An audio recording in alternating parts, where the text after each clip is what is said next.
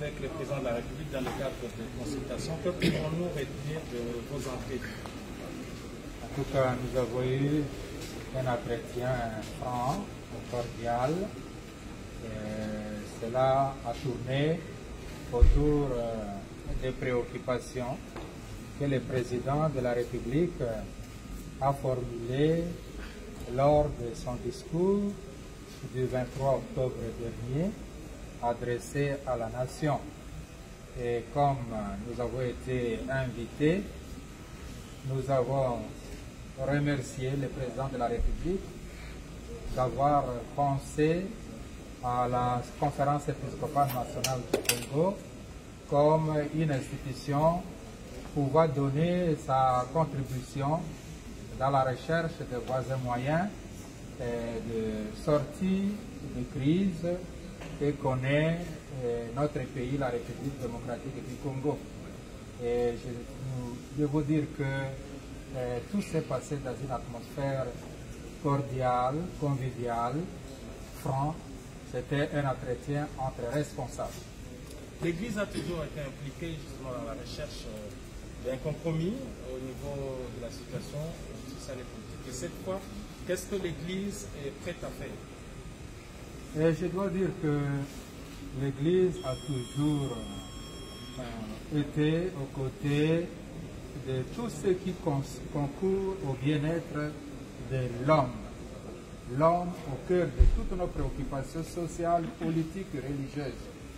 Alors, pour les cas d'espèce, comme le président de la République nous a indiqué dans un cadre de consultation nationale, nous lui avons confié toutes nos réflexions, nos analyses sur la situation et voir dans quelle mesure, lui, il peut exploiter nos contributions, nos analyses pour répondre à ses propres préoccupations.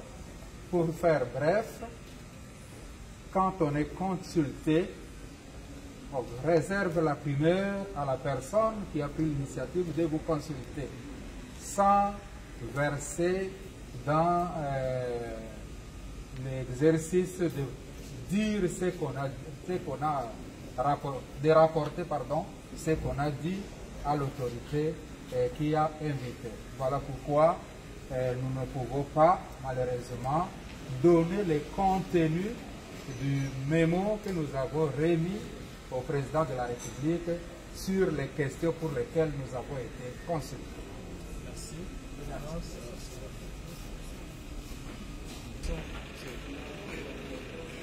La lecture que je fais de la situation actuelle,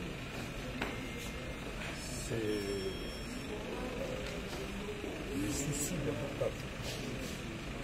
Je suis venu dans le cadre de consultation pour rapporter au président la situation dramatique que vit le peuple congolais actuellement. Et le remercier, le féliciter pour l'initiative qu'il a prise. En même temps pour lui dire, le peuple attend beaucoup de ces consultations.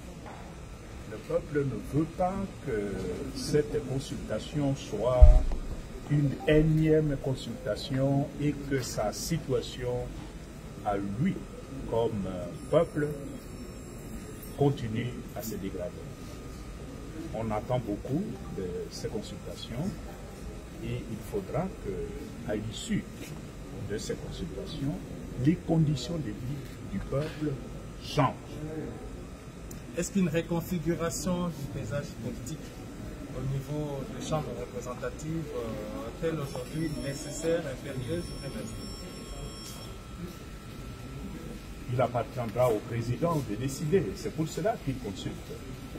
Nous ne pouvons pas dire aujourd'hui ce que le président va faire. C'est tout le fruit de cette consultation. Mais nous pensons qu'il faut qu'il y ait un changement.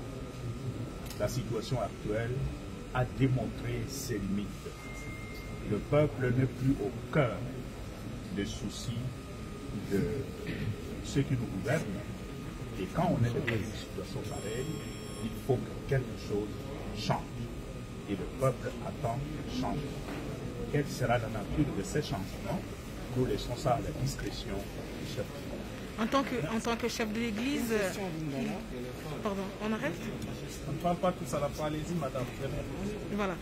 Pour que la situation change, il faudrait également l'inclusivité pour ces consultations, que tout le monde puisse contribuer avec ses idées, sachant qu'il y a des fils et filles de la RDC qui ne sont pas partie prenante de ces consultations, de l'idée du président de la République, de l'Union sacrée de la République. Est-ce que l'Église peut jouer un rôle de médiation pour interpeller ou demander aux uns aux autres de s'aligner derrière le président de la République? Mais premièrement, l'idéal, ce serait que tout le monde apporte sa contribution à cette consultation. C'est ce que nous faisons. Mais aussi, considérons que personne n'est obligé. On ne va pas prendre quelqu'un de force à venir donner sa contribution. Mais nous vivons dans une démocratie. C'est aussi une majorité. S'il y a une large majorité qui a apporté sa contribution, je crois que ça peut indiquer au président le chemin dans quelle direction aller. Tata cardinal